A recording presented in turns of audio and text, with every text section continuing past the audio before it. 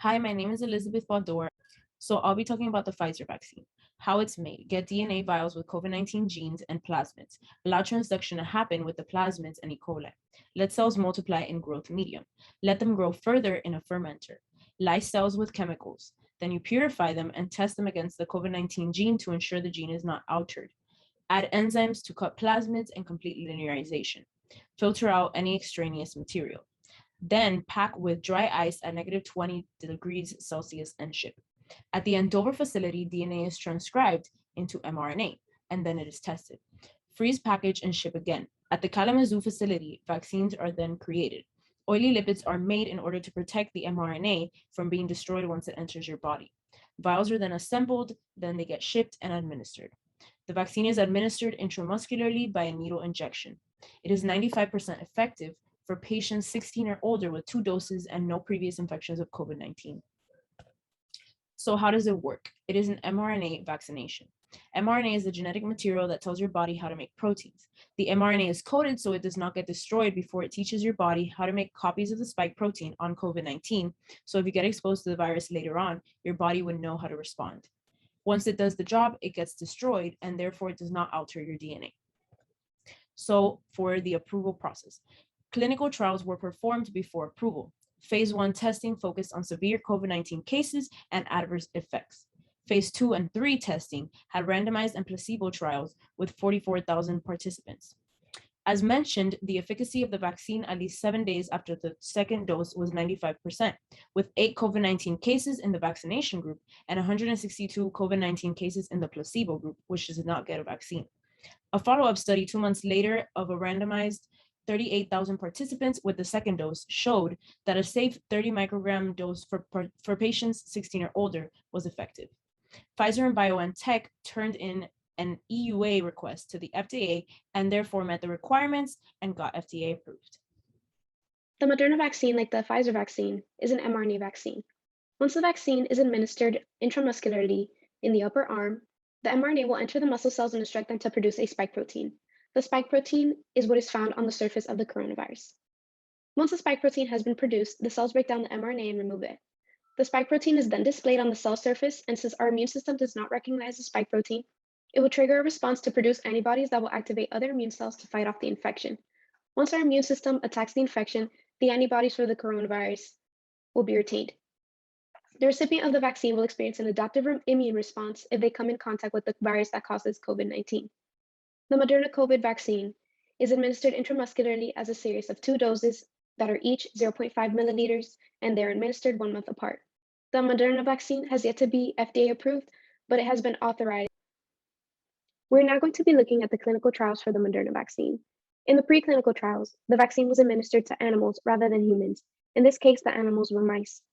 They monitored the side effects of the vaccine and the efficacy by antibody production. They also looked at if there was a prevention of disease after the mice were exposed to the virus. In phase 1 testing, the vaccine was administered to 45 healthy humans ages 18 to 55.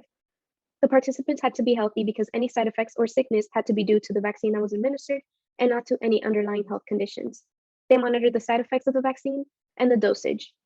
They had to examine the dosage that was administered because the upper limit could lead to a potentially high risk of side effects, and the lower limit could lead to a decreased antibody response. In phase 2 testing, the vaccine was administered to 600 humans ages 18 to 54. This sample matched population demographics, meaning they no longer had to be all healthy. They also monitored the side effects and effectiveness of the dosage that was administered. In phase 3 testing, the vaccine was administered to 30,420 humans ages 18 to 95. Half of the participants were either in a vaccine or a placebo group, so 15,210 were in each group. This sample also matched population demographics, and this sample confirmed the vaccine efficacy of 94.1% because 185 of the participants in the placebo group tested positive for COVID after a second dosage, and only 11 participants tested positive for COVID-19 in the vaccine group. The vaccine has to be stored in a temperature between -50 and -15 degrees Celsius to be effective. So the Johnson & Johnson vaccine, also known as the Janssen vaccine, began research and development in March 2020, and by August, manufacturing began by the growing of cells in bioreactor, and at that point, the virus seed was introduced and the replication was ensued. The vaccine candidate was purified to make a drug substance, which included the active ingredient, which was frozen and bottled at negative 94 degrees Fahrenheit. From there, these bottles were shipped to a fill-finish site where the drug substance was diluted and thawed into the vaccine formulation, and further processing awaited, such as the FDA requirement known as the Process Performance Qualification, which allowed Johnson & Johnson to apply for their emergency use authorization. Meanwhile, the COVID-19 vaccine candidate was transferred back to the Johnson & Johnson main distribution centers for immediate shipment. Administration was as follows. It involved a single dosage of 0.5 milliliters, which was injected intramuscularly and indicated for immunization for prevention of COVID-19 in adults 18 years or older of age. The level of protection was, in general, that the vaccine achieved an efficiency of 66% efficacy in clinical trials with an 85% effectiveness in preventing severe diseases. Studies also show that the incidence curves for severe COVID-19 began to separate at day 7, suggesting that protection may be established for severe cases.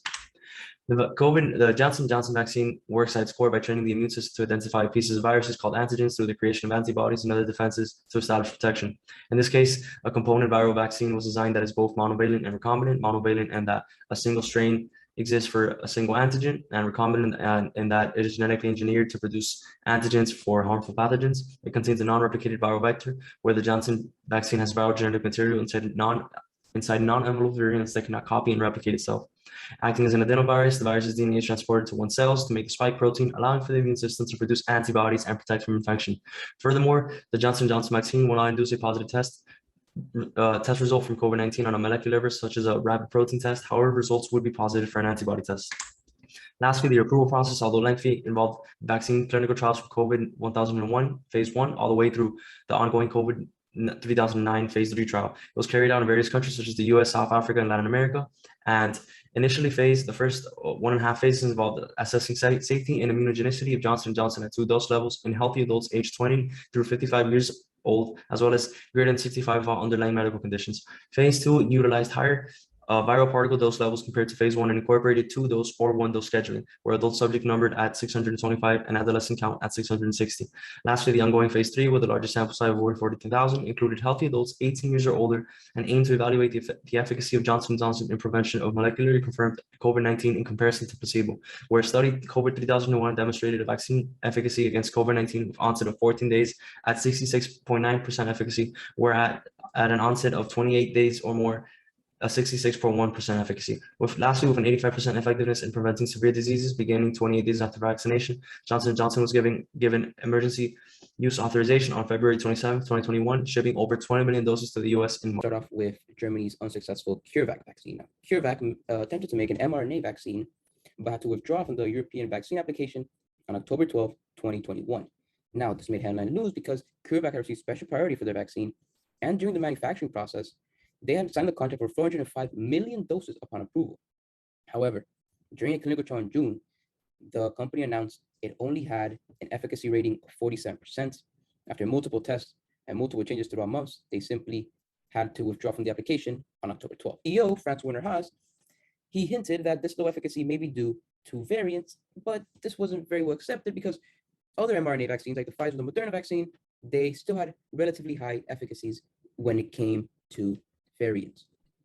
Scientists have begun to hypothesize what could have possibly caused this low efficacy rating, and many of them are blaming the CureVac's use of natural uracil, as opposed to modified uracil like Pfizer and Moderna. Uracil is a nucleotide important in RNA synthesis and thus very important in mRNA vaccine production. Now we will talk about France's Sanofi vaccine, which had production halted due to a potential lack of profits on September 28, 2021, despite showing some promising results. And this is a very realistic issue. In a ideal society, in a utopia, it would be incredible to have as many companies make as many vaccines as possible, but sometimes the market is just too saturated. So companies don't see a profit potential in their vaccine, so they simply can't make it because they have no way of making up for the expenses. Will revolve around credible versus non-credible sources. However, instead of putting a list of credible and non-credible sources, I decided to add in 2 stories. Recommend pausing the video and reading the stories. They're very interesting. But basically, this first one discusses about vaccine mandates across the United States when it comes to police officers. The conservative base, like Fox News and Tucker Carlson, has said this is a way to defund the police and remove chunks of police officers from the streets. However, if one goes away from the national headlines of Fox News and reads local Seattle news, we see that it's only 6 officers who are facing termination and only 11 firefighters. Next story is about popular podcaster Joe Rogan who is a known vaccine critic. When he came down with COVID-19, he took ivermectin. Now, ivermectin does have human uses, but it is mostly used in the cattle industry as a dewormer. When this came out, CNN political analysts like Aaron Burnett, Anderson Cooper, Jim Acosta, they quickly attacked and said that he was taking horse dewormer and that he didn't know what he was doing. Now, while they were right, while ivermectin is not recommended by the FDA or CDC for COVID-19, they refused to see the other point of the story and the little but prevalent evidence that in smaller doses it can have an effect on COVID-19.